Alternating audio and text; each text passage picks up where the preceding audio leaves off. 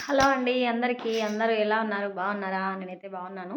మీరందరూ బాగుండాలని నేనైతే ఎప్పుడు కోరుకుంటానండి. ఈరోజు చిన్న వీడియోతో మీ ముందుకొస్తున్నా అండి. ఏంటి అనంటే నిన్న నైట్ అయితే మా ఊర్లో వడగండ్ల వాన అంటారు కదా! అది పడింది. సడన్‌గా మోడమై గాలి పెట్టి పెద్ద పెద్ద ఐస్ గడ్డలు పడినాయనమాట. దాన్ని నేను మీకు చూపిద్దాం అనుకుంటున్నాను. చూసేయండి. ఓకేనా?